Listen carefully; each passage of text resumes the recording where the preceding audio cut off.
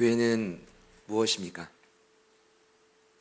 아니, 온전한 교회의 모습은 어때야 됩니까? 코로나로 인해 교회에 대한 수많은 질책과 요구들이 넘쳐나고 있는 시점입니다. 저는 세상의 질타, 또 책임을 요구하는 이 반응 이면에는 영적인 갈급함으로 절대자를 찾고자 하는 그 마음이 이 세상 밑바닥에 깔려 있다고 생각합니다. 그래서 저는 교회가 성도의 출석 여부를 떠나 이 시점에서 반드시 고민해야 된다고 생각합니다. 보다 본질적인 질문을 드립니다. 온전한 교회의 모습은 어떠해야 됩니까? 이 질문에 대한 성경적인 해답을 찾고 삶에 부지런히 적용을 할 때 저희들은 살고 세상의 영적인 필요를 채울 수 있는 교회로 우뚝 서게 될 것입니다. 그렇다고 해서 오늘날 교회가 바벨론과 같은 세상에서 마주하고 있는 위기와 고난을 간과하자는 것이 아닙니다. 요한계시록의 수신자인 초대교회를 보면 자연스레 그 해답을 말해주고 있습니다. 초대교회의 상황은 오늘날보다 훨씬 심각했습니다. 비교 불가합니다. 교회는 로마 제국의 죄수가 되어 마음껏 예배할 수 없었던 상황입니다. 보이지 않는 가정에서, 무덤에서, 지하에서, 그리고 때론 이방 신전에서 숨죽여 예배할 수밖에 없었습니다. 그러나 오늘 계시록은 그들을 살리고 그들이 세상 속에서 승리하는 교회로 우뚝 세워시는 비결을 계속해서 가르쳐주고 있습니다. 전체적으로 보자면 우리 다루었지만 7인 7나팔 7대접제약 이미 일어나고 있고, 그리고 앞으로 더 또렷해질 일인데 분명히 가르쳐줍니다. 예수님을 따르는 교회는 여전히 안전하고 사명을 감당하며 전투에서 승리할 것이다. 계시록의 분명한 핵심은 승리하는 교회입니다. 그리고 그 모습이 오늘 21장에 와서도 더 또렷해집니다. 마지막 모습이니까요. 21장에서는 새하늘과 새 땅의 주인공인 새 예루살렘의 모습을 통해 그 온전한 교회의 모습을 보여주고 있습니다. 여러분, 새 예루살렘은 거룩한 성입니다. 그리고 이 땅에 완성되고 회복될 교회의 모습, 우리가 따라가야 될 교회의 모습이라고 말씀드렸습니다. 갈수록 더 타락하고 악해져가는 큰 성 바벨론과는 완전히 대치되는 모습이 새 예루살렘입니다. 저는 오늘 이 장면을 요한과 초대교회 성도들이 처음 마주했을 때 엄청난 위로와 격려가 있었을 것이다 믿습니다. 지난주에 나누었습니다. 새 예루살렘, 하나님의 장막이 함께하는 곳입니다. 카이노스의 새로움, 전혀 차원이 다른 새로움이 일어나게 될 것이다. 이 땅에서도. 우리 믿으시는 분들만 아멘해 보시죠. 어떤 새로움이었습니까? 먼저는 모든 눈물을 그 눈에서 닦아주심으로 다시는 사망과 애통함이 없다. 두 번째는 생명수 샘을 정확히 필요한 곳에, 알파 오메가 되신 하나님이 정확히 필요한 곳에 값없이 부어주신다. 제가 수가성 여인 말씀드렸습니다. 권사님 오늘 기도해 주셨지만 그대로입니다. 과거 어떠한 아픔과 상처가 있어도 상관이 없습니다. 예수께로 오면 하나님의 장막이 삶의 한복판에 함께 하시면 이 변화가 일어납니다. 승리하는 교회가 됩니다. 참 교회가 됩니다. 그걸 제가 지난주에 말씀드렸습니다. 우리 기대하는 마음으로 같이 한번 암송해 보시겠습니다. 어제 암송 이미지를 보내드렸는데 우리 계시록 21장 3절 말씀입니다. 우리 같이 한번 해보실게요. 내가 들으니, 시작. 내가 들으니 보좌에서 큰 음성이 나서 이르되 보라, 하나님의 장막이 사람들과 함께 있음에 하나님이 그들과 함께 계시리니 그들은 하나님의 백성이 되고 하나님은 친히 그들과 함께 계셨어. 네. 아멘. 네. 같이 한번 인사하겠습니다. 그래요. 혼자 예배하시는 분들은 자신에게, 옆에 이웃이 있는 분들은 이웃에게, 우리 같이 한번 인사합시다. 하나님의 장막이 함께 하십니다. 함께 하십니다. 한 번 더요. 하나님의 장막이 지금도 함께 하십니다. 할렐루야. 아멘. 네, 오늘 본문은 완성된 교회인 새 예루살렘의 모습을 더 구체적으로 이렇게 가르쳐주고 있습니다.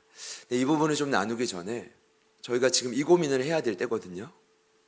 그래야 세상 속에 우뚝 서기 때문입니다. 오늘 이 내용을 좀 나누기 전에 주신 마음이 좀 가장 기본적인 교회에 대한 이해가 좀 필요하겠다. 물론 저희가 훈련 때도 과정 속에 이미 다루었고 아시겠지만 좀 그 이해가 좀 다시 필요한 시기가 왔다라고 생각합니다. 기본 이해는 무엇보다 교회는 눈에 보이는 건물이 아니다라는 것입니다. 흔히 교회를 간다라고 합니다. 저는 표현이 가능하지만 적절치는 않다고 생각합니다. 정확한 표현은 성전에 간다, 예배당을 간다. 이 표현이 늘 맞다라는 생각이 있습니다. 구약의 교회를 지칭하는 단어가 있습니다. 히브리어로 카할이라는 단어는 신의 산 회막의 회중을 뜻합니다. 교회가 회막이 아닙니다. 텐트가 아니라 출애굽한 구원받은 그룹을 카할 교회라고 합니다. 에다라는 단어도 마찬가지입니다. 회당이 교회가 아니라 회당 안에 모인 구원받은 자들을 의미합니다.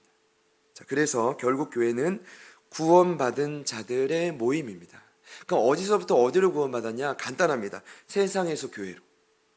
세상의 주인인 사단에게서 교회의 주인인 예수께로 그들은 부르심을 받은 것입니다. 그 단어에서 에클레시아, 교회를 뜻하는 이 단어가 나온 거죠. 사도 바울도 말했습니다. 교회는 예수님의 몸입니다. 에베소서 1장 22절과 23절을 보면 그는 명확히 설명합니다. 예수를 만물 위의 교회의 머리로 삼으셨고 교회는 그의 몸이라. 그러니까 저와 여러분은 한 분 머리 대신 예수님으로 지체된 몸이라는 뜻입니다. 또 바울은 말했습니다. 에베소서 2장 19절에 교회는 하나님의 권속이다. 제가 가장 좋아하는 정의입니다. 영적인 가족입니다. 같이 한번 따라해 보시죠. 우리는 가족입니다. 때론 싫어도 가족입니다. 때론 좋아도 그럼 또 가족입니다. 여러분 이렇게 이해하시면 되겠습니다. 교회는 참 신비로운 것입니다. 한 분 예수님을 머리 삼아 저희 각자가 온몸이 다양한 지체로 묶여져 있습니다. 제가 이번 주에 한번 이제 식사를 하는데 갑자기 입에 피가 흥건한 거예요. 깜짝 놀라서 갔더니 아니 특별히 아프지 않은데 이 피가 막 철철철 흘러요. 봤더니 제가 이제 워낙 입이 자주 오니까 잇몸에 구멍이 난 거예요. 구멍이 났다고 뚫어진 게 아니라 헐었는데 거기서 이제 피가 안 멈추고 계속 나온 거죠. 한참 지혈을 하니까 멈췄는데 참 신기해요. 조금만 몸이 아파도 그렇게 피가 나는 거예요. 저는 생각해요.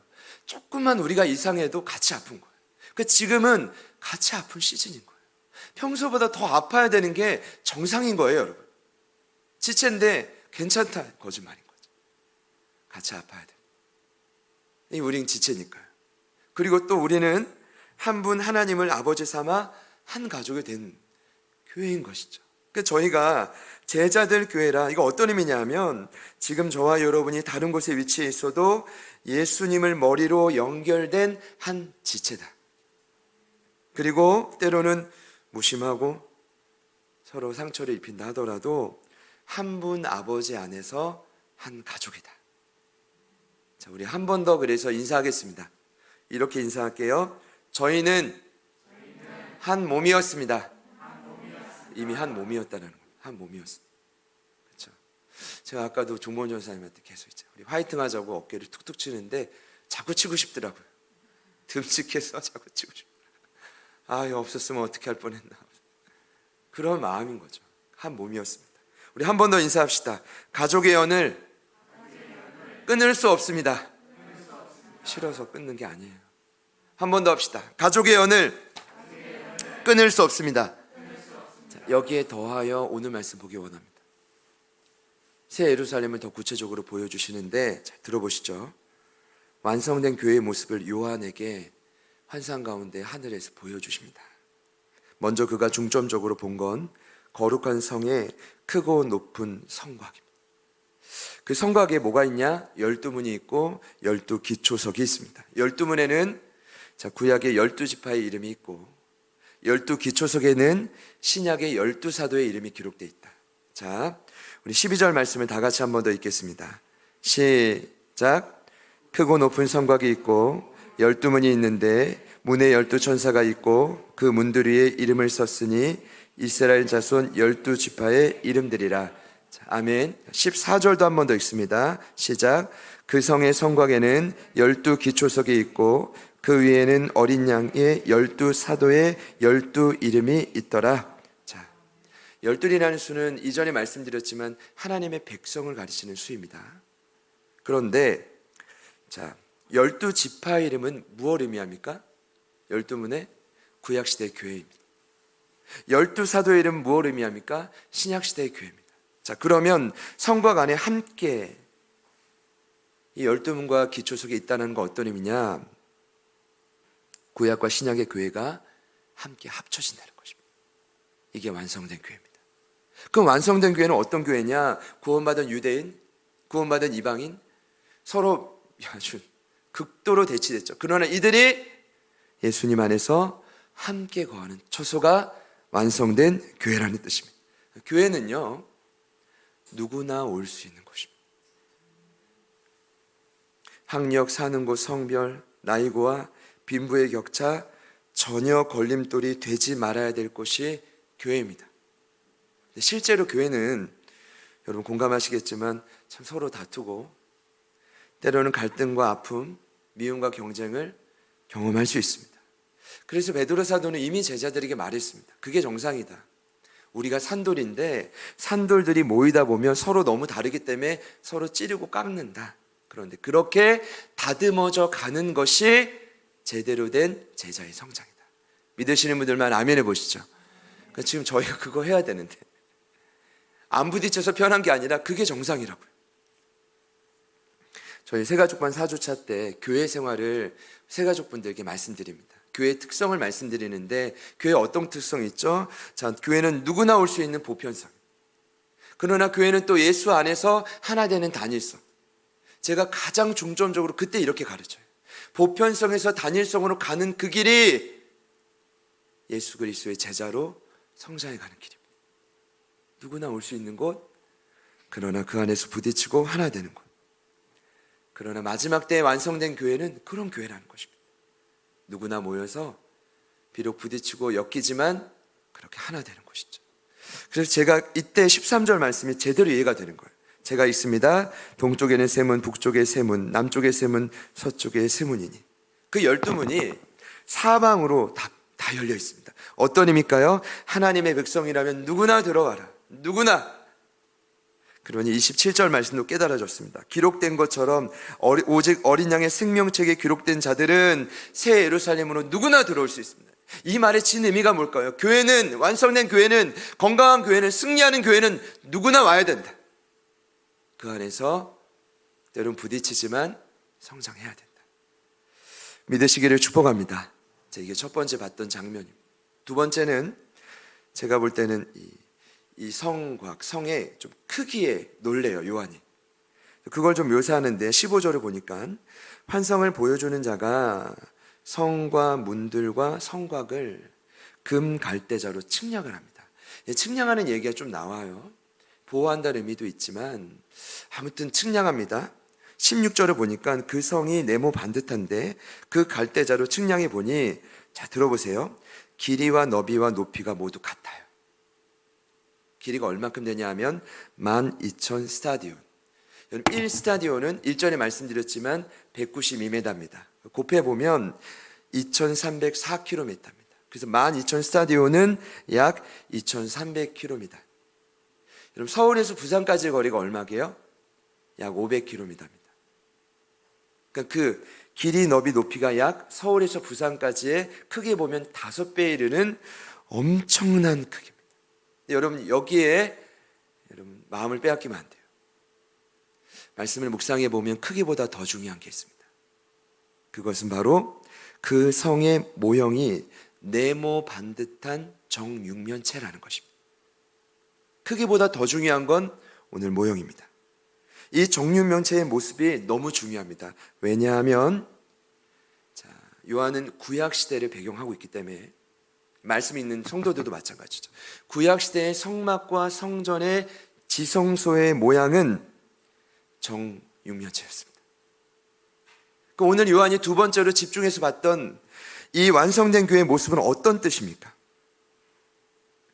그 완성된 교회 안에 그 성의 정육면체라는 것은 하나님의 임재가 언제나 그 성에 함께하고 계시다는 것.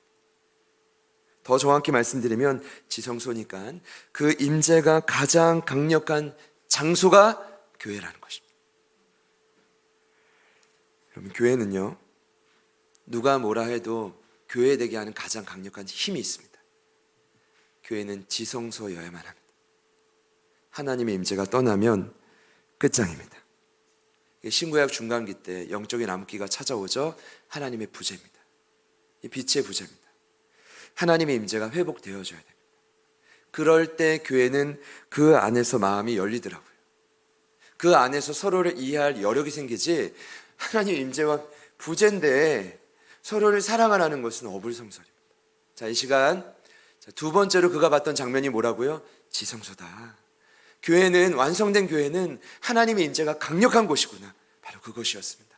저희 제자들 교회가 그런 교회 되기를 소망합니다.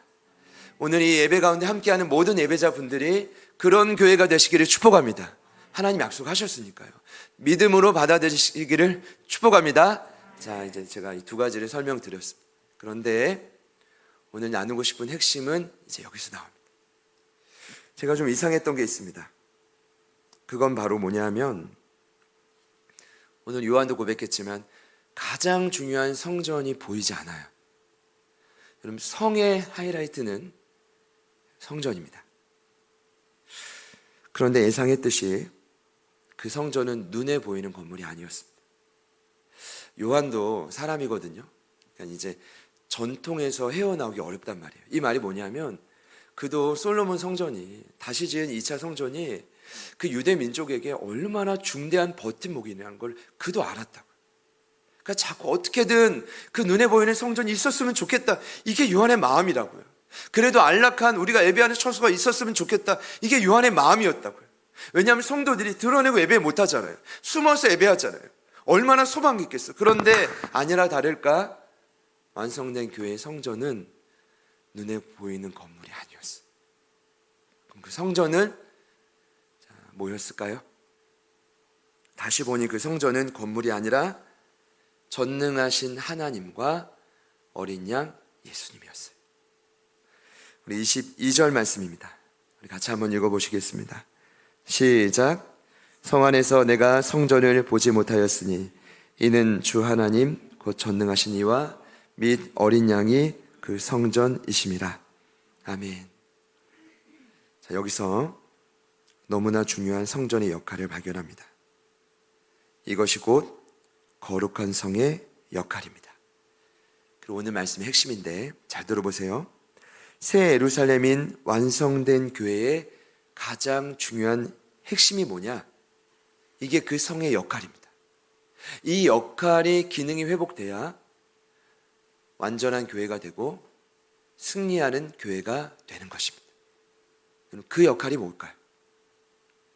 그 역할은 하나님과 예수님의 비추심입니다.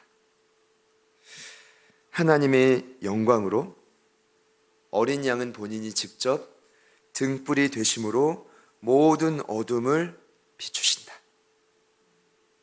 근데 말씀에 나와요. 해나 달의 비춤이 쓸데없다. 이제 이건 여러분 오해하지 마세요. 해나 달을 무시하는 게 아니라 더 이상 그 세상의 도움이 완전한 교회에는 필요 없다는 뜻입니다. 자, 23절 말씀을 우리 같이 한번 읽겠습니다. 시작. 그 성은 해나 달의 비침이 쓸데없으니 이는 하나님의 영광이 비치고 어린 양이 그 등불이 되심이라. 제가 한 번 더 읽겠습니다. 그 성은 해나 달의 비침이 쓸데없으니 이는 하나님의 영광이 비치고 어린 양이 그 등불이 되심이라. 아멘. 사실 이미 하나님은 자신의 영광으로, 말씀을 보니까 성전뿐 아니라 성곽의 12문, 12기초성, 그 큰 온성을 이미 비추시고 있었습니다.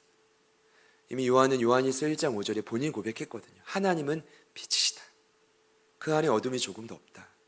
그 장막이 함께 하는데 첫 장면이 비추심, 영광이었습니다.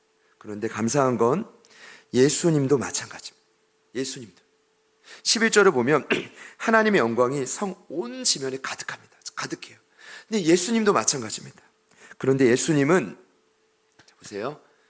본인은 영광이라고 하지 않고 뭐라고 소개하냐면 등불이라고 합니다.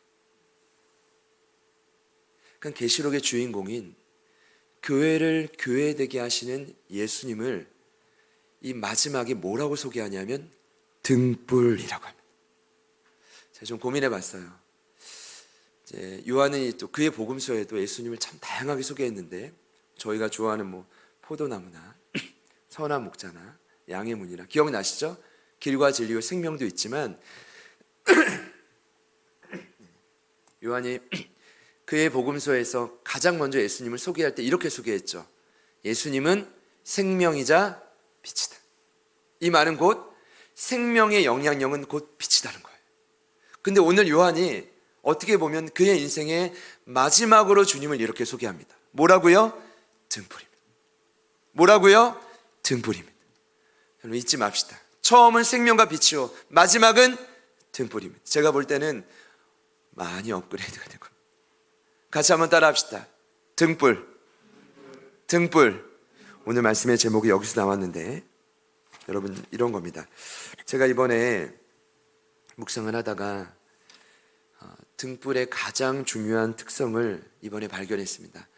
어찌 보면 에이 뭐 그게 발견한 거야 이럴 수 있는데, 당연한 거 아니야 이럴 수 있는데, 저는 좀 나름 놀랐어요. 등불은 고정된 빛이 아닙니다. 등불이라는 단어가 리크노스입니다. 어떤 뜻이냐면 분명히 이렇게 기록되어 있어요.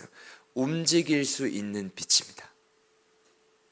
이 말이 뭐냐면 등불을 들고 있으면 고정도 되지만 등불의 사명은 우리를 위해서 같이 움직여주는 빛이라는 거예요. 이해되시죠? 여기서 놀라운 진리를 발견합니다. 교회는 더 이상 고정된 성전이 아닙니다. 하나님 처음엔 고정했어요. 근데 그것으론 이 악한 세상을 이길 수가 없어요. 그래서 여기서 우리는 발견합니다. 교회는 움직이는 성전입니다. 왜냐하면 그 머리가 예수님이신데 그분이 움직이는 빛이기 때문입니다. 바울 사도는 이미 저와 여러분에게 움직이는 성전이라는 사실을 가르쳐 주었어요. 고린도전서 3장 16절입니다. 너희는 너희가 하나님의 성전인 것과 하나님의 성령이 너희 안에 계시는 것을 알지 못하느냐? 보시죠. 새 예루살렘의 성전이 어린 양 예수님이란 뜻은 뭡니까? 완성된 교회의 머리 되신 분이 어린 양 예수님이란 뜻입니다. 그럼 그분이 등불이라는 뜻은 어떤 의미입니까? 핵심입니다. 이미 이 땅에서 성전된 저와 여러분의 주인인 예수님이, 저와 여러분의 주인인 예수님이 등불이라는 뜻입니다. 자, 그러면 저는 여기서 끝내지 않고 이제 적용을 위해서 생각해 봐야 됩니다. 그걸 좀 나누고 마칠 겁니다. 그분이 등불이라는 것이 과연 나에게는, 저에게는 도대체 어떤 뜻이냐?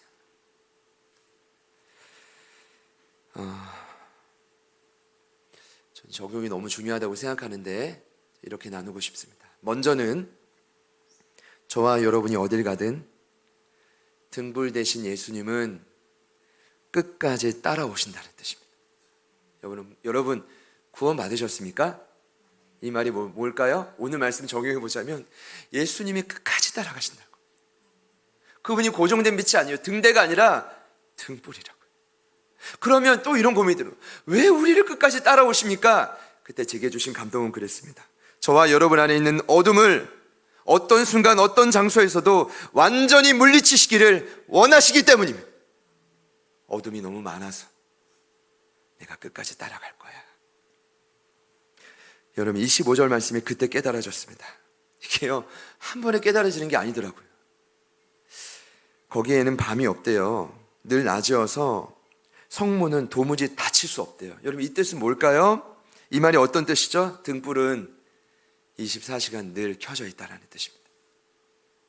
내가 캄캄해 보여도, 앞이 보이지 않아도 등불은 늘 켜져 있다는 것입니다. 세례 요한이 생각났습니다. 사실 그만큼 예수님의 사역을 정확히 소개한 적 없죠. 세례 요한은 등불 대신 예수님의 사역을 분명히 선포하고 있었습니다. 누가복음 3장 4절부터 6절을 보면 본인이 광야에 외치는 자의 소리로서 예수님이 오실 길을 곧게 하는데 등불 대신 예수님이 이 땅에 오시면 이런 일이 일어날 것이다. 그는 말했습니다. 먼저는 모든 골짜기가 메워지고 모든 산과 작은 산이 낮아지고 굽은 것이 곧아지고 험한 길이 평탄하여질 것이다. 영혼의 표현입니다. 이 땅에 근심하는 영혼들의 마음의 상태입니다. 여러분, 영혼의 모든 골짜기, 모든 산, 때론 굽은 것, 험한 길이 제가 여쭤볼게요. 왜 생긴 것이죠? 아까 잠시 나누었지만 중간기 시대 때 그 영적이 남았기 때문입니다. 더 정확히 말씀드리면 하나님의 부재입니다. 빛의 부재입니다. 여러분, 이런 것입니다. 안 보이니까 눈은 뜨고 산다고 자신하지만 영적으로 안 보이니까 눈을 뜨고도 자꾸 부딪히는 겁니다. 그래서 수많은 상처인 골짜기가 남는 것입니다. 그리고 나도 모르는 사이에 아집과 고집인 산이 생긴 것입니다. 그래서 잘못된 길을 선택하는 인생, 그 인생이 꼬이는 거죠. 그때부터 돌아가게 되는 것입니다. 한 번, 두 번 하다 보면 언젠간 되겠지, 웬걸, 그 인생은 더 험한 땅이 되는 것입니다. 여러분, 그분이 꺼지지 않는 등불로 삶의 구석구석에 우리와 함께 하셔야 될 이유가 여기에 있습니다. 너무나 긴 어둠 속에 빛을 잃고 죄와 절망의 탄식의 흔적이 저와 여러분의 삶에는 많기 때문입니다. 등불 대신 예수님이 하나 둘씩 골짜기를 메우고 산을 깎고 굽은 길을 곧게 하고 험한 길을 평탄케 하실 때, 이 회복을 통해 결국 어두운 이 땅을 비추는 것이 교회인 저와 여러분의 마지막 사명일 것입니다. 일단 우리가 살아야죠. 그럼 그 빛은 누가복음 3장 6절에 기록된 것처럼 모든 육체가 하나님의 영광과 빛을 보게 하는 힘이 된다는 것입니다. 저희들을 통해 세상으로 흘러가게 된다는 것입니다. 저는 오늘날 교회를 향해, 우리 성도와 가족들을 향해 이렇게 말씀드리겠습니다. 우리는 그 빛을 회복해야 됩니다. 우리 안에 골짜기가 메워지고 굽은 것이 깎여지고 곧아지고 험한 길이 평탄해지는 역사가 회복될 때 사명을 감당하게 하는 역사가 일어나게 될 것입니다. 여러분, 보세요. 이 회복을 통해서 이 사명이 계속될 텐데 제가 주시는 마음은 그래요. 사단이 얼마나 싫어할까? 얼마나 싫어할까? 괴롭혀야 되는데, 아니 나중에 죽음의 영생을 빼앗긴 것도 너무 속상한데, 비록 이 땅을 살아가는 동안 비록 그들이 무정행에 갇혀 있지만 끊임없이 괴롭힌 것입니다. 끝까지 발악을 하는 겁니다. 제가 볼 때는. 그래서 지상의 교회인 저와 여러분에게 제가 생각할 때는 이 요한계시록 21장 말씀을 이해 못하게 하는 거예요. 그냥 어린 양은 고정된 성전이다, 등대다, 요 정도까지만, 어린 양은 움직이는 등불 대심을 이해를 못하게 하는 거죠. 그리고 알아도 제가 생각할 땐 잘 들어보세요. 삶의 현장에 믿음으로 선포하지 못하게 만드는 것이 그들의 전략입니다. 그럼 어떻게 해야 될까요? 이번에 성경 통독을 하는데 참 재미난 건 2차 성전을 다시 지을 때 에스라 4장과 느헤미야 4장, 똑같이 4장인데 성전 건축을 방해하죠. 자, 사단이 어떻게 방해합니까? 손을 약하게 만들죠. 우리 힘을 빠지게 만드는 일이 있을 수 있다. 뇌물을 주어서 그 계획을 막죠. 돈으로 인해서 틀어 막죠. 그리고 막 비웃고 욕하죠. 말로 인해서 막 억누르고 어떻게 하죠? 위축시키죠. 그리고 또 어떻게 합니까? 대놓고 우리 앞에서 성전의 주인 대신 하나님을 욕되게 만들죠. 그런데 결론은 뭡니까? 제가 요거 말씀드리고, 중요한 것은 그럼에도 불구하고 결론은 뭡니까? 성전은 늘 세워졌다라는 겁니다. 성전은 늘 세워졌어요. 한 사람이 있으면 돼요. 성전은 무너지지 않습니다. 비록 눈에 보이는 나중에 유형의 성전은 무너져도 하나님 어떻게 하셨죠? 이 말세에 우리들에게 성령을 보내시고 성령을 통해 이 땅에 예수 그리스도를 머리 삼은 수많은 성도들이 지금도 세워가고 계십니다. 지금도. 이게 실패입니까? 성공입니까? 후자죠. 어떤 의미입니까? 어떠한 어둠과 방해도 등불 대신 예수님을 막을 수 없다. 어둠은, 사랑하는 여러분, 어둠은 빛을 이길 수 없습니다. 같이 한번 따라해 보시죠. 어둠은 빛을 이길 수 없다. 한 번 더요. 어둠은 빛을 이길 수 없다. 함께 예배하는 여러분들의 삶에 제가 믿음으로 선포하겠습니다. 제가 해드릴 수 있는 건 없고 그러나 확신 있게 선포합니다. 등불 대신 어린 양 예수의 이름으로 명하노니 삶의 모든 어둠은 물러갈지어다. 등불 대신 어린 양 예수의 이름으로 명하노니 여러분의 삶에 있는 모든 어둠은 물러갈지어다. 한 번 더 선포합니다. 등불 대신 어린 양 예수의 이름으로 명하노니 여러분의 삶의 모든 어둠은 완전히 물러갈지어다. 빛이 비출 때 어둠의 찌꺼기가 남던가요? 아닙니다. 등불 대신 예수님을 믿음으로 받아들입시다. 할렐루야.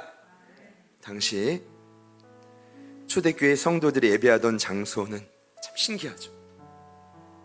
해나 달의 빛이 비출 수 없는 곳이었습니다. 오늘 말씀에 나온 것처럼 그 말씀이 기가 막힌 거예요. 어두침침한 지하였고 감옥이었습니다. 그러나 그들의 영혼만큼은 오늘 말씀의 약속처럼 함께 하신 하나님의 영광, 어린 양의 등불로 가득 빛나기 시작했습니다. 그 2세기가 안 돼서 로마가 복음으로 점령당한 겁니다. 이건 영적으로 보자면 로마 안에 있는 모든 어둠이 물러간 것입니다. 이길 수 없어요. 결국 우리는 승리합니다. 이미 승리했습니다. 눈에 나타날 것입니다. 중요한 건 오늘의 약속을 저희들에게 어떻게 때마침 이때 하시냐는 거. 놀랍지 않습니까? 저만 놀라워요? 여러분 놀랍지 않습니까? 네.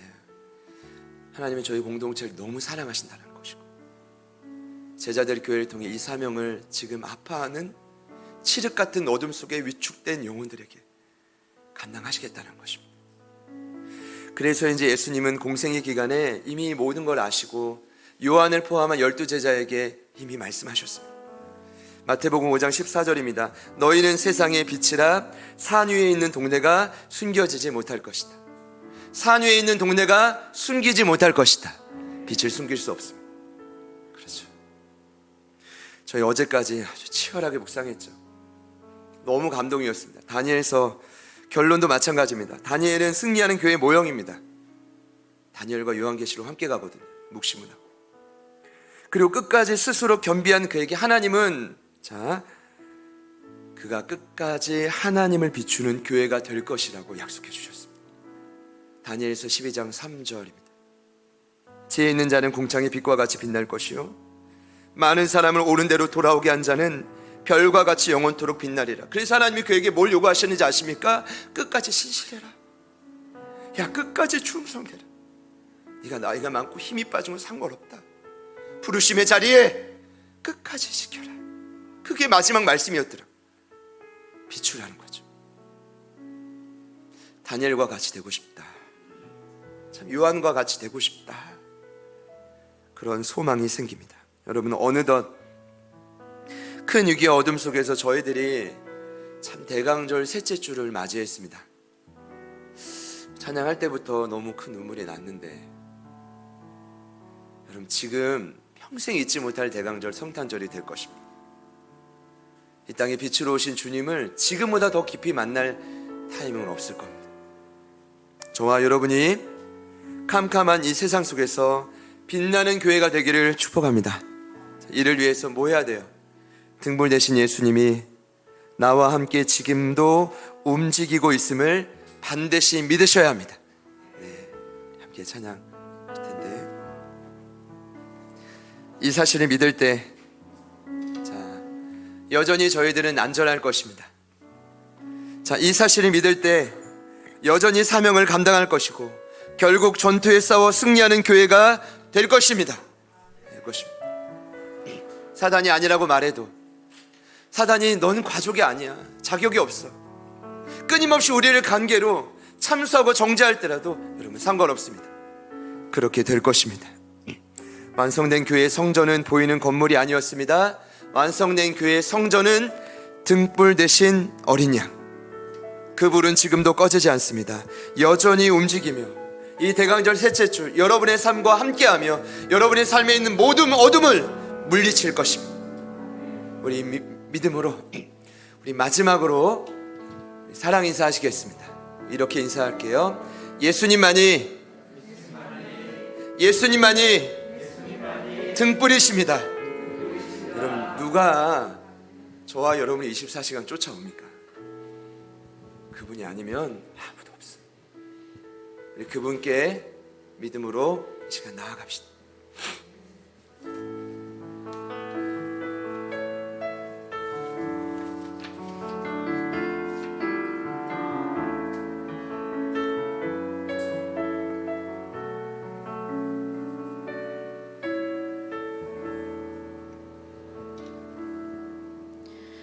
긴 어둠 속에 영광의 빛 잃고 죄와 절망의 탄식 소리만 있네. 주의 사랑은 여전히 날 기다리시며 날 부르시네. 하나님은 나의 꺼지지 않는 등불이시니 긴 어둠 속에 영광의 빛 잃고 죄와 절망의 탄식 소리만 있네. 주의 사랑은 여전히 날 기다리시며 날 부르시네. 하나님은 나의 꺼지지 않는 등불이시니 주는 나의 빛 구원이시니 내가 누구를 두려워하리.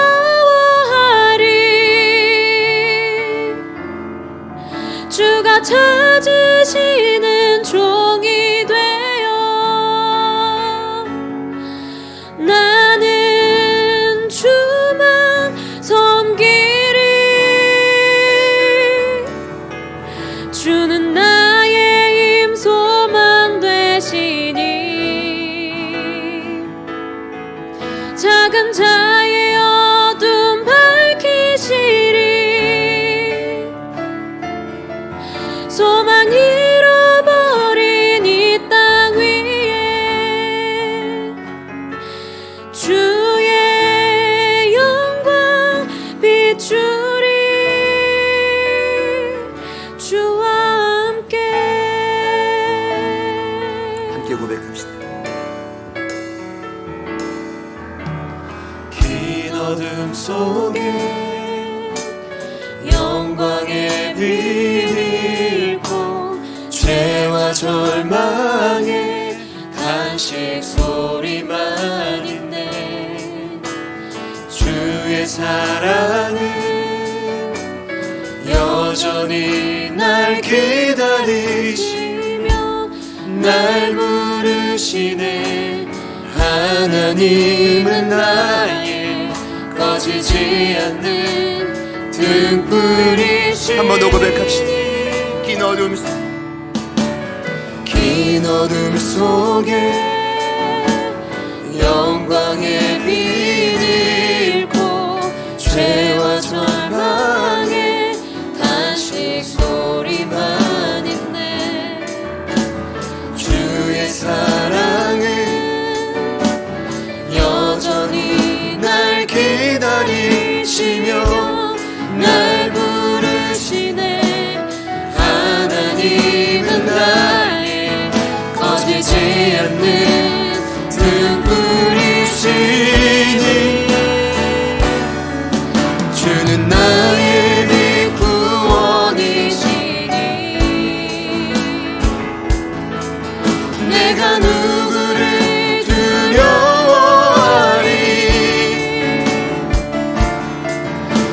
주가 찾으시는 종이 되어 나는 주만 섬기리. 주는 나의 힘 소망 되시니 작은 자의 어둠 밝히시니 소망 잃어버린 이 땅 위에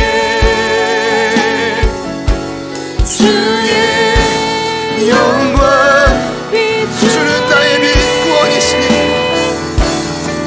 주는 나의 빛 구원이시니 내가 누구를 두려워하리. 주가 찾으시는 종이 되어 나는 주만 섬기리. 주는 나의 힘 소망 되시니 작은 자의 어둠 밝히시니 소망 잃어버린 이 땅 위에 주의 우리 한 번 더 우리 마지막으로 믿음으로 선포합시다.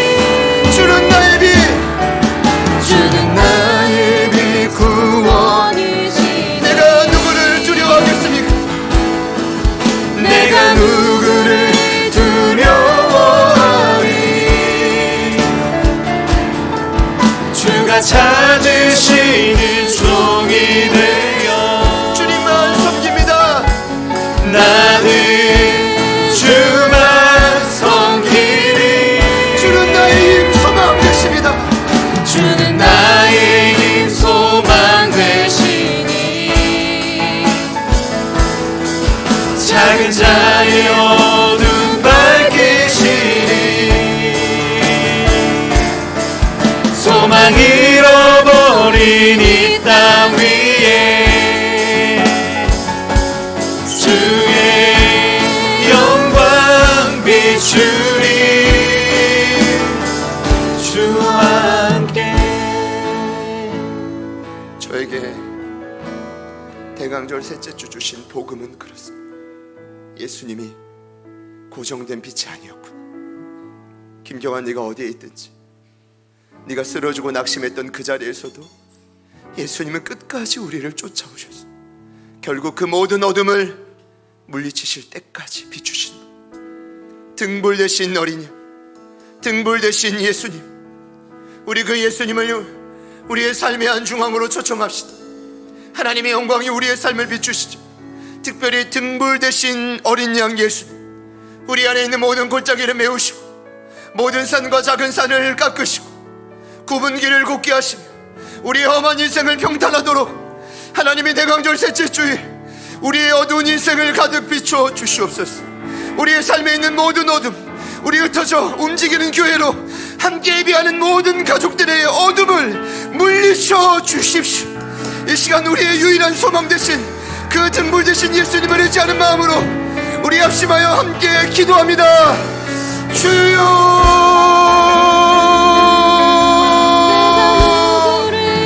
주님, 주가 찾으시는 종이 되어 나는 주만 섬기리. 등불 대신 예수님을 초청합니다. 등불 대신 너희를 초청합니다. 우리의 몸 대신 그 예수님을 초청합니다. 우리를 다니엘처럼, 우리를 요한처럼, 작은 자의 우리를 기사들의 기초처럼 사용하여 주십시오. 흔들리지 않기를 결단하며 하나님 늘 소망 잃어버린 이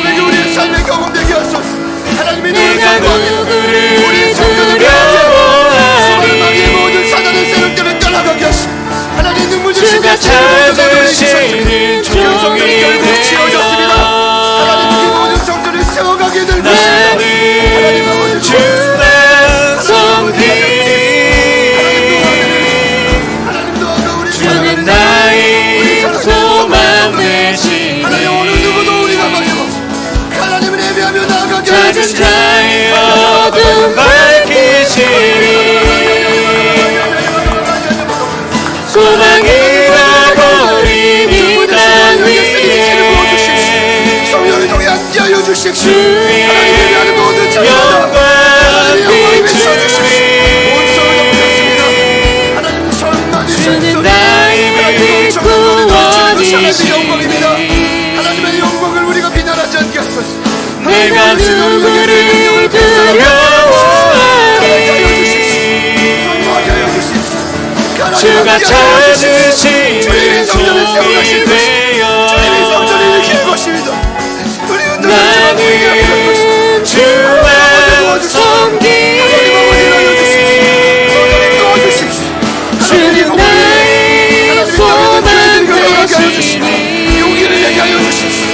힘을 얻게 하여 주십시오. 작은 자의 어둠 밝히시니 무너지지 않는다. 이 심사지가 된 주제는 이 모든 짓불 앞에 소망이라 보이는 이 땅의 죄인들을 내게 하여 주십시오.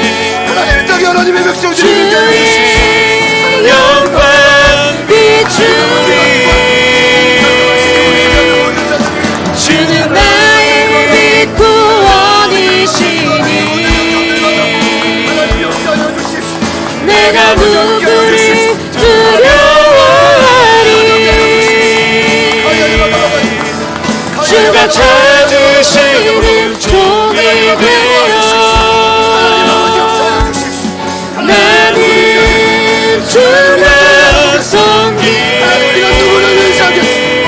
하나님 우리가 누구를 바라보겠습니까? 나의 예배가 마지막이라 소망 하나님 마지막처럼 들었더니 예배 가운데 하나님 모든 천사 가운데 함께 하여 주십시오. 작은 자의 어둠 밝히시는 모든 어둠의 일체를 주옵주십시오. 인기가 하여 주십시오. 소망이 잃어버린 땅 무너지는 모든 위에 어둠의 것들이 떠나가지 하나님 회의를 믿음으로 서고 하나님 영광 명령하기를 모든 역사가 비추리 하나님 물러가지 않습니다. 그 물려신 예수님을 주의 주시오. 우리 나의 빛 구원이시니 하나님 우리가 날마다 쓴 이야기 될 것입니다. 내가 누구를 두려워하리 일어나게 될 것입니다. 강건하게 될 것입니다. 주가 찾으시는 종이 되어 하나님 나님 저 우리를 쓰시오. 하나님이 원하는 우리를 사용하여 주십시오. 주만 섬기리 주는 나의 빛 소망 되시니 작은 자의 어둠 밝히시니 소망 잃어버린 이 땅 위에 주의 영광 비추리 주는 나의 빛 주는 나의 빛 구원이시니 내가 누구를 두려워하리 주가 찾으시는 종이 되어 나는 주만 섬기리 양길 고백합시다. 주는 나의 힘 소망 되시니 작은 자의 어둠 밝히시니 소망 잃어버린 이 땅 위에 주의 영광 비추리 주와 함께